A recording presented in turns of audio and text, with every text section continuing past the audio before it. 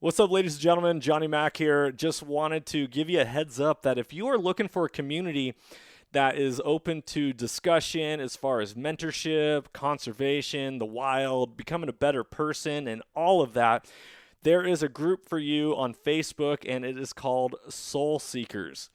Soul Seekers, we are all about making ourselves a better person. We're all about making sure hunting lasts for generations to come and encouraging people to get plugged in. Whether you are someone who has something to give or someone who needs to soak it up like a sponge, this is a community for you, and I strongly encourage you that if you're on Facebook to join Soul Seekers, and if you're not on Facebook, hop on there just for that group. It is only going to be as powerful as we all make it. And so just remember that life happens for you, it doesn't happen to you, and that you can't outgive good.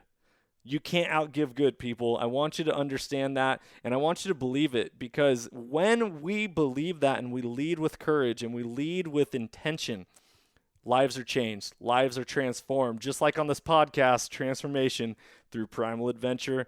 Be blessed. Enjoy this episode. Talk soon.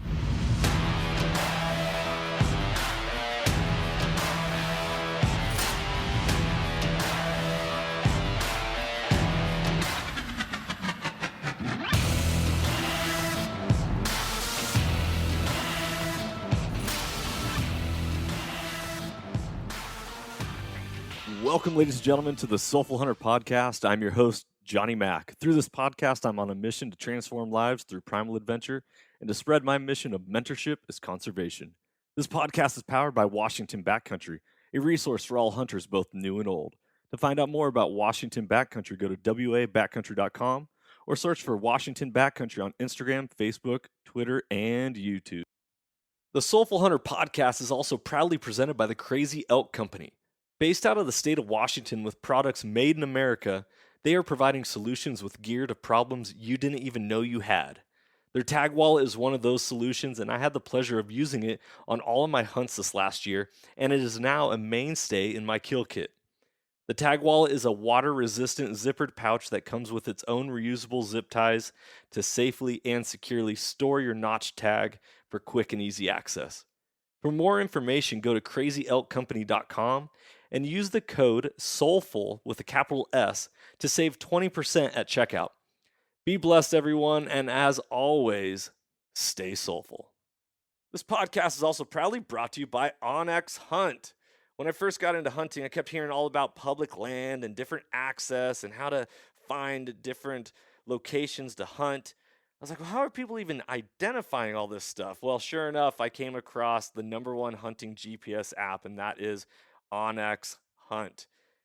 If you guys want to get better at hunting and go deeper into your scouting, OnX Hunt is the number one GPS app for that. Join the millions of hunters who trust OnX Hunt to find more game, discover new access, and hunt smarter.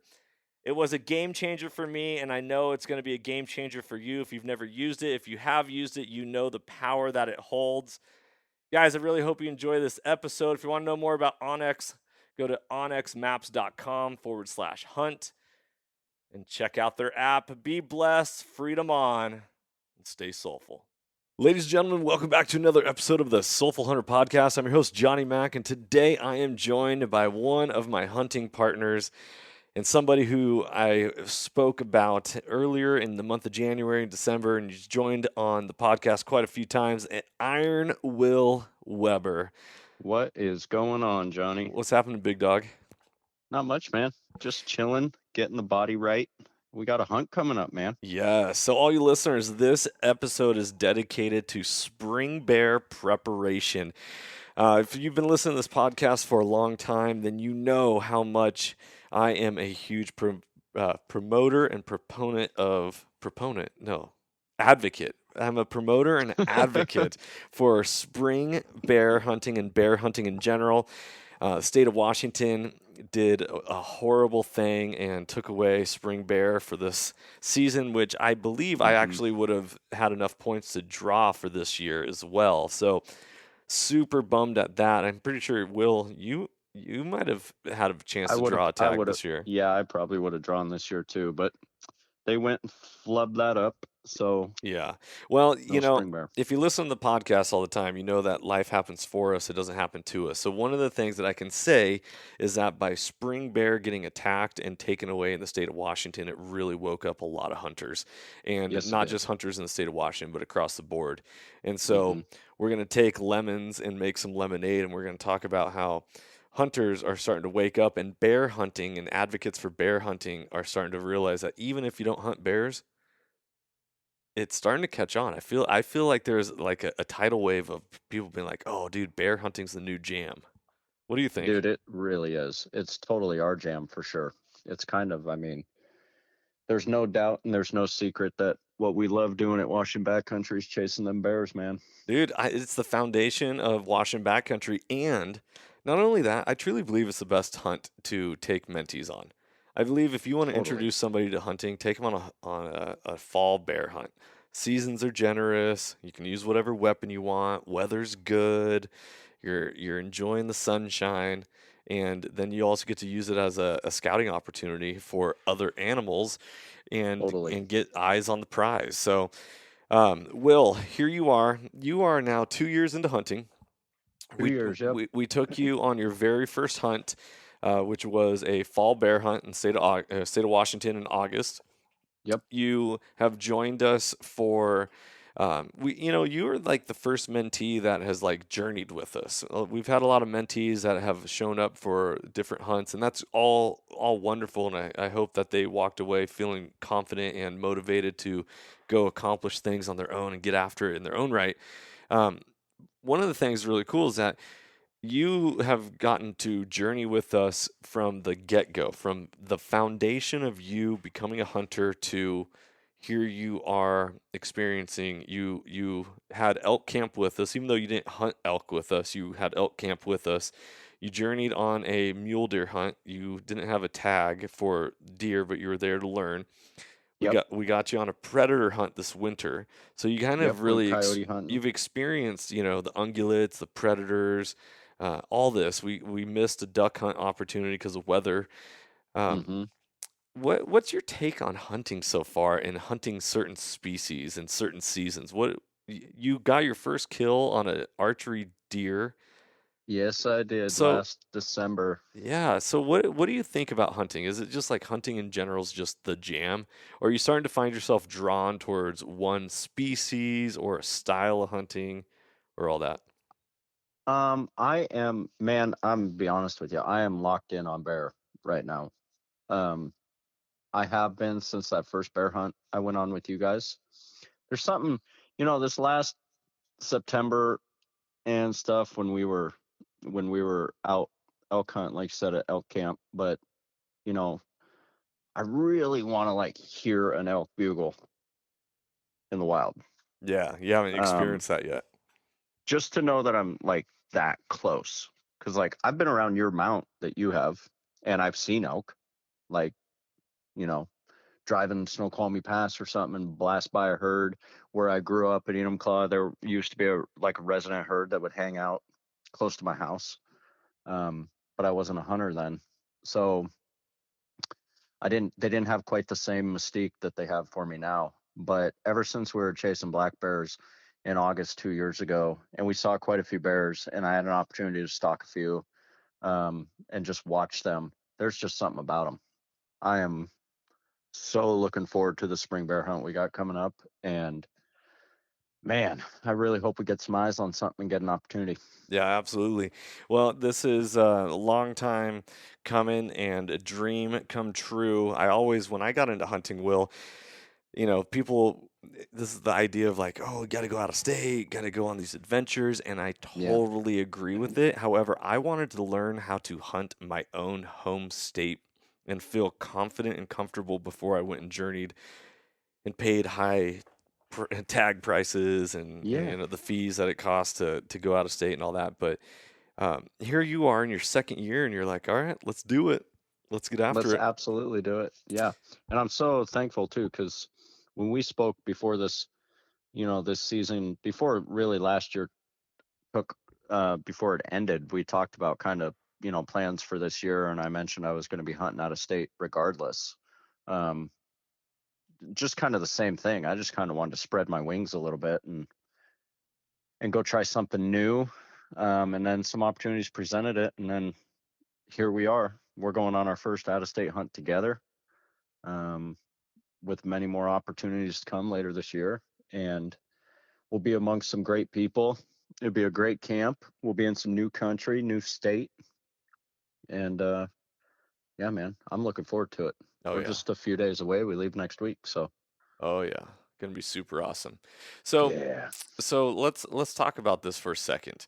Uh, spring bear, you've never spring bear hunted. So when you are thinking spring bear, what crosses your mind? For all the people who are like, "Oh man, maybe I should give it a shot." What process are you going through? How are you preparing? Because this is a preparation for spring bear episode. What have you been doing and thinking about and getting yourself ready to be able to not only physically attack the mountains, but also Yeah. mentally and prepare for this journey of going somewhere that you've never been? Yeah, well, I mean, first and foremost, I think that as hunters, if we do any sort of hunting like we do, I mean, we tend to put a lot of miles in. We typically go, we go where other people don't want to go. So we typically go pretty far back into the backcountry to set up camp and hunt from. So, I mean, I think our hunt we're going on here, we're going to be around 7 miles in, for base camp. So, that's a pretty enduring physical deal that you have to go through, whether you're gaining a lot of elevation or whatever you're doing. That's just a pretty taxing hike to be packing a 35, 40 pound pack in for 4 or 5 days worth of hunting. So I've been focusing on the physical side of stuff here recently and just kind of getting my body right. I hurt my back kind of a little bit late last year. It didn't really hinder me getting on our hunts that we went on for mule deer and coyote, but um, it's been a little bit of a bugaboo. So I'm been taking care of that, and then shoring up gear. Right, this is the first hunt of the year for me. I think it is for you as well. So um, kind of going through the bins, going through the gear load, and making sure I got everything that I need. If there was anywhere where I was lacking or deficient, upgrading those items, um, and getting ready to rock. And then, to be honest with you, I don't totally know what to expect for spring bear. It's a totally different thing, right? The bears are just coming out of their settled down period, and they're hungry and they're looking for food. And I'm used to August and fall when the berries are in, snacking on the berries on the way up. So um, it'll be interesting to see what type of new terrain we're going to be in, um, and see really what the bears' habits are during the spring. I Right. haven't seen I haven't seen that. So it's a new opportunity for me to learn kind of, spring bear habits and what you're supposed to be looking for. Um, I've only really hunted the fall, so when kind of all the animals are out in their elements. So it'll Right. be it'll be very interesting to see what's out there during the Right. month of May. Ain't that true? So one of the things is we're going to be going with we are the mentees. You're a mentee, but our goal is to get you first shot opportunity if possible. But we are Yes. the mentees to Initial Ascent Backpacks. Dennis Stokes and Joe Elliston of Initial Scent Backpacks is going to be our host for this hunt. We're all heading up. We got wolf tags also. Yeah, we Uh, picked up gray wolf tags. Hopefully, we get an opportunity to come across one of those. But it's really cool to see, and this goes. All you listeners understand something. This mission of mentorship as conservation is first and foremost based around courage. And if Yes. you don't have the courage to reach out and get out of your comfort zone, you're always going to get the exact same thing in life, right? Mm-hmm. So, what is the analogy in sports? You miss every single shot you never take, right? Yep. Or, Yep. so the idea is that what is the definition of insanity? It's doing the Doing the same same thing thing over and over again. and expecting different results. So if you Exactly. want different results, if you feel like you are in a rut, if you're stuck, if you're not making progress, you got to do a couple different things. Get out of your day-to-day monotony of however it is. Like, oh, well, this is the stump I used to sit by and this is how my granddad used to do it, and Yeah. all that. Um So Break that the cycle. yeah, be a cycle breaker. Exactly. Mm-hmm. I know I get to in my parenting, I get to start breaking some cycles. That's something I'm looking forward to as I look over at my wife. My beautiful wife Megan is over there, and we get to work on that. But yeah, being a cycle breaker is super, super important. So here you are, physical. Your back's been a little iffy. Are you a little sketched out about packing some heavy weight and going deep, or what are you doing to prepare for that? Nah, dude, we'll wrap that thing up. We're going for it. That it is coming out, dude. No matter what. So the packs are coming out heavy. Yeah, mental toughness is is pretty important.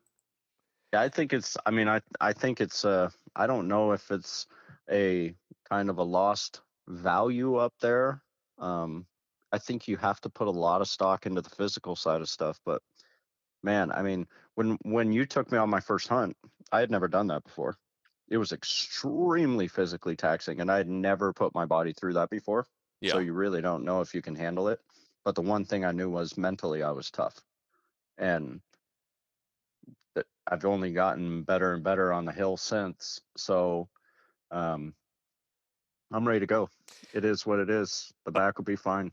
I It'll love work it. itself out, and we'll be out there getting after it. Well, so when it comes with you, this learning curve of getting into hunting, and it's another Hmm. season, and let's talk about gear for a second. What Yeah. items of gear are you adding, subtracting, switching out, changing, all that after being in the game for a couple seasons and realizing what works and what doesn't work? Well, I've upgraded my optics. Um, we run Vortex, obviously, as people probably see or know. I've upgraded my binos to a pair of Razor UHDs this year. Um, I got a new rifle going in this year. Lot lighter weight.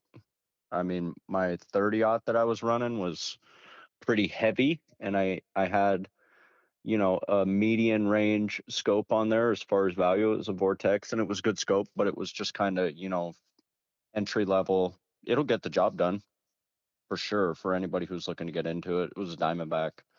Um, but I upgraded that and I bought the new Razor. Was it the LHT? Um, Yeah, and I've that been shooting those. I just actually was out at the range today. I had some time to get out to the range today for us, so I actually have both our rifles out there and got us dialed in. Verified stuff. It takes all of us, takes an army to make this stuff happen. So um, got all the gear, got out, got dialed in, shot the rifles. Everything's ready to rock. And that's another thing is putting the time in behind the glass at the range and when you're scouting, but at the range, getting the reps in. You yeah. don't realize when you don't shoot for a little while, you got to go through your motions. And having never shot a rifle on like a target animal or anything like that, I shot my bow and got my first deer last year, but having not pursued an animal and then gotten like into my whole setup to shoot a rifle, that stuff's hard to simulate. So getting those reps in is very, very important. um, and definitely just tightened up my pack this year, man. Tend to overpack a little bit, and I feel like in all the wrong areas. So um, Explain, divulge on that. well, like you know my my gear as far as like my camo and stuff like that, like bringing extra stuff that I wind up not wearing, or um, you know, food items, not having those like more pre-packaged into like day packs so that when you're out on these deep hunts and you're getting early starts and stuff like that and you're trying to be light and fast for the day, having being able to go from packing in all of your camp to go into more of a day mode where you just have kind of the things the night before you can just kind of load up. I got my bag of food for the day. I got this. I got my water. I got inclement weather clothes. Like it's just, you know, spending more time dialing it in to know exactly what I need when I need it and making sure that it's more efficient. It's it's like, a sports team or like a NASCAR crew or something like that. Just making sure it's a well-oiled machine. Oh yeah, totally. Totally. I agree with you 100% on that. You also are carrying a camera this year. I am going to be carrying a camera this year, so I'm I'm getting into that fold, as well as, you know, joining and getting in with washing backcountry. Is not just about getting out. I'm into the mission, all of it from A to Z. So um, I looked at it as it's another opportunity to learn something new and put myself out there, step out of my comfort zone, take a chance, ask questions, do Yeah. something new. So I've been playing with the camera a little bit, um, and we're gonna see where that goes. I love it. I love it. Well, let's shift gears here, and I'm gonna take over on this for just a second because I want to Sure. talk a little bit about spring bear tactics, and for all the listeners who are talking about spring bear preparation, like okay, what do I want to know? What do I need to hear? So we're gonna talk a Yes. little bit about this. So first off, when you are spring bear hunting, you are hunting the green. So in the fall, you're hunting berries and food sources. Well, with bears, we're always hunting the food sources. All right. So when they're coming out of hibernation, they got a plug, a digestion plug that plugs them up for all winter so that they don't go to the bathroom while they're in the den and hibernating. So the idea is they need to start eating a lot of greens to get their body and digestion going and kicking off. And so what you'll see is once they get that first plug out, um, a lot of their scat is going to be like fluorescent chartreuse green. And you're not necessarily going to be looking for a ton of their scat like fall when you're seeing bear poop all the time on logging roads or by berry patches or all these different things. You are going to be looking for their scat if you can find it. However, as they're coming out of hibernation, they're not going to be their digestion system's not kicking gear as much. So you are going to be looking for their food source, and this is why a lot of times people hunt logging roads in the springtime or timber cuts where you can see the logging roads because those fresh grasses are sprouting up on the edges. It's where the Mm, sunlight can reach the floor and the terrain isn't blocked by giant higher brush and trees. And so these little sprouts and shoots are what these bears are starting to eat to get their digestion going. Now, as we transition into the month of May, which we are still in the early month right now, the deer elk and elk calves I said deer fawns and elk calves are there going you are go. going to start hitting the ground here pretty soon, and bears are opportunistic eaters and feeders, so they're going to get on those, but you can't necessarily calculate and be like, oh, I know exactly where an elk is going to be dropping its calves at. So Exactly. you're still hunting the green grasses and the sprouts. Now, as we shift into the end of May, it is starting to be breeding season for bears, and it's the rut season. So the boars are going to be on the move. So if you see a bear, so there's one thing that's different about fall bear than spring bear is in fall bear, if you see a bear in the evening time and it disappears, you know that it was at least on a food source the next day. And there's like, I'm going to say a 99% chance that a bear is going to pop back out in that exact same food source the next day. Yes. In spring bear hunting, it's going to be the same for the earlier parts, but they're going to be on the move a lot more, searching for fresh grasses because there's not a central localized like berry patch that captivates them and keeps them in one central location. So they are constantly searching and moving, but they're especially going to be moving those big boars because they're going to be searching to breed. Mm, So if you see a bear and it disappears over a hillside and you're like, oh, maybe I'll catch him tomorrow, you might not catch him tomorrow. And if you do see a bear the next day, it might be a completely different one because they are on the move looking to get fresh with those sows and to create the next generation of bears. So set up camp, get comfortable, let your eyes do the walking for you. Glass and glass drainages. Now, if your drainage is only like a couple hundred yards away and you're only going to be able to glass like a couple hundred yards left or right, and that's going to be very boring. So you might want to watch it for a little bit and then eventually get up and move. You want to get as much vision as possible, and we're going to be hunting those south facing slopes because we live in the northern hemisphere, and the south facing slopes are going to get the most sunlight early on. You know, southeast, south facing, southwest, all of that is going to get the most sunlight, which means the grasses are going to sprout first, and the snow is going to melt sooner on the south facing slopes rather than the Mm, north slopes. So when you're preparing for your spring bear hunts, keep that in mind. And then also, you got to just give it time. You got to give it time. So, 2 years ago, when we went out spring bear hunting, we scouted a location, had it dialed in, ready to go.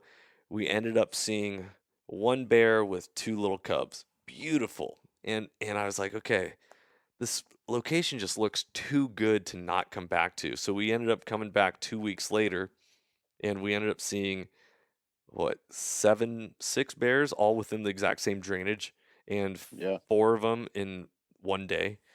So the thing is like if you find a good bear spot, keep it in mind because it is going to be a good bear spot, uh, because because it's good enough for a reason, kind of like a highway, right? Yeah, totally. Is this highway is a highway for a reason. Let's go take a look at it. Let's see what they're doing. They love water sources and they love using creek drainages as highways. So if you are on a drainage with a long view and you have a lot of expanse to view, know that those bears will get deep into that dark timber and they will use that to travel, but they're going to need to come out of it to eat. And so just be patient. Bear hunting is a huge, huge waiting game, and optics are going to be your best Yeah, it friend. is So, big time.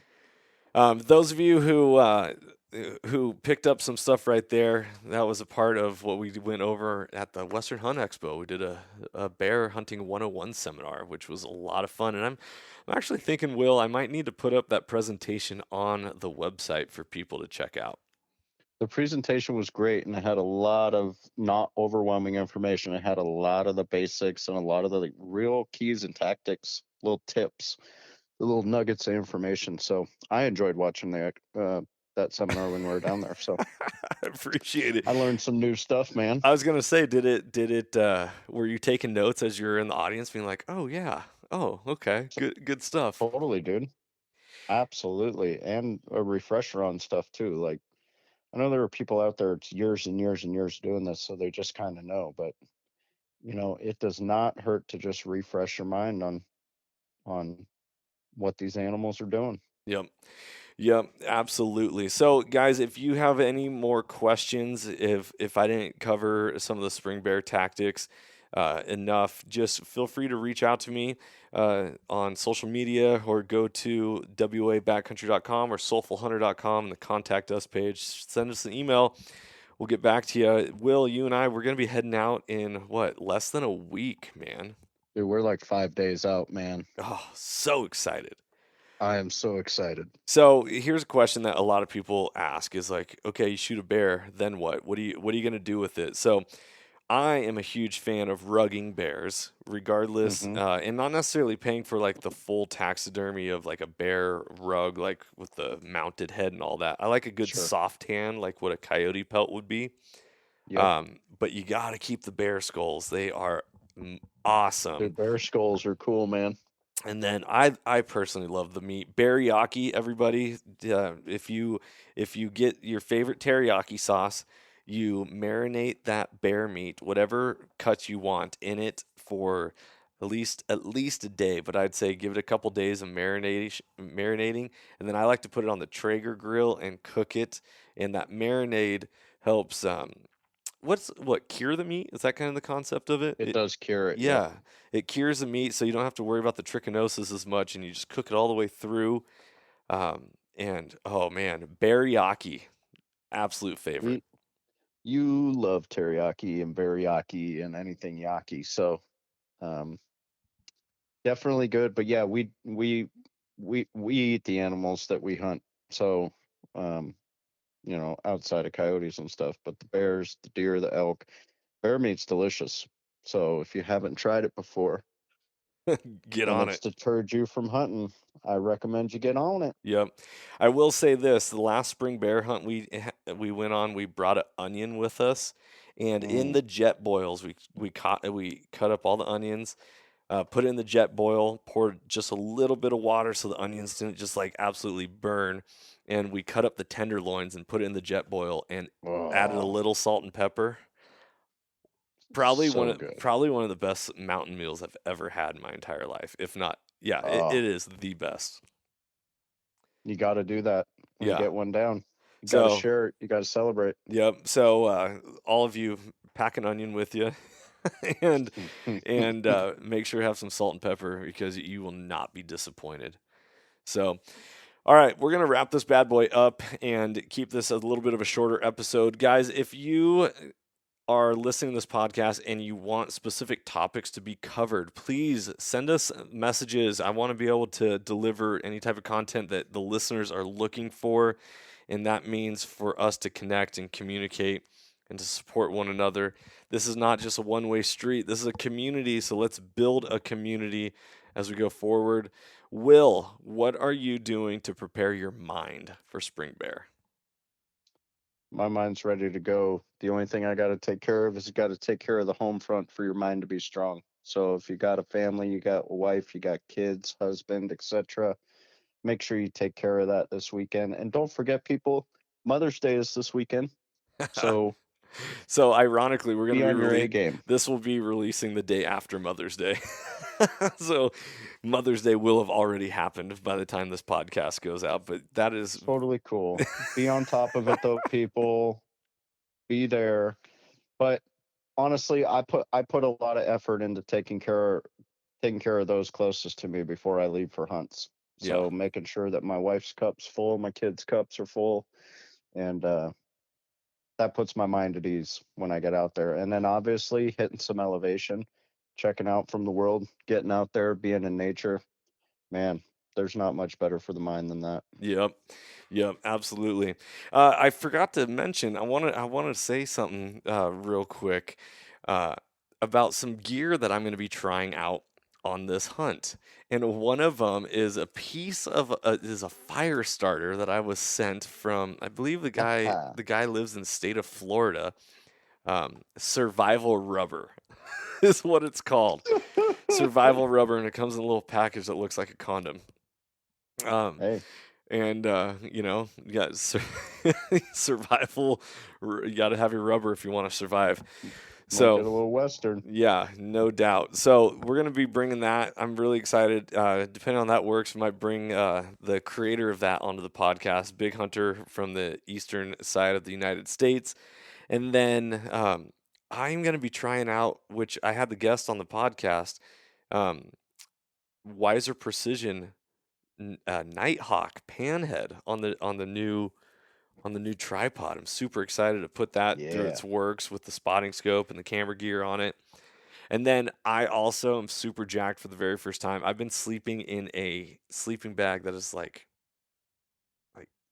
17 years old, which is it still works great, but I was definitely ready for a new bag, and so I picked up a We Crypto. got some money bags, man. Yeah, I picked up a Cryptech 0 degree bag, which might be a little warm, but I'm preparing for cold weather on this, We could be in some snow. and that's kind of what I was thinking. Is like who knows? So hopefully for good weather, but prepare for the worst, hope for the best. Is that what they say? That's what they say. Yeah. So some items, and yeah, those are some of the pieces I'm looking forward to bringing. I'm really excited to shoot the gun, stretch the legs, get after it, build community.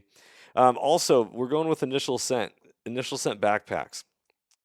They are a company that makes all their packs in America. Middleton, Idaho is where they're from. They are one of a kind with their carbon fiber frame. If you haven't checked Yes. out Initial Ascent packs, go to initialascent.com. I highly recommend it. I'm not paid to say this. I'm saying this on my own right. I had the opportunity We to. all Yeah, we go all ahead. run the packs, and we're not paid to say that. We run these packs. We all ran different packs just a few years ago, and these packs are an absolute game changer when it comes to hauling heavy loads. Yeah, Comfort, fit, absolutely. adjustability. Absolutely. So 100% check those out if you're in the market for a backpack. If not, no worries. Check them out anyways, because who knows? You never know what you might expect if, ignorance is bliss, but it'll also get you in trouble. Yes, it does. So, all right, guys, be blessed. Thank you for tuning in this episode. As always, I'm Johnny Mack, Iron Will Weber, coming at you from the Soulful Hunter podcast. Be blessed. Go get after it this spring, this summer, this fall. Take someone new with you. Inspire people, and it's time to transform lives through primal adventure. Thank you so much for tuning in this episode. Freedom on, and as always, stay soulful. If you enjoyed today's podcast, I'd love it if you could go ahead and give this a rating as well as subscribe. Also, you can check us out on Instagram under the Soulful Hunter Podcast. Make sure to tag us in pictures and posts and use the hashtag Soulful Hunter. To find out more about the Soulful Hunter Podcast, go to soulfulhunter.com and be sure to follow the podcast, as we are going to be bringing you a lot of great information, insight, and changing lives through primal adventure. I look forward to connecting with you on the next episode. Stay tuned and stay soulful.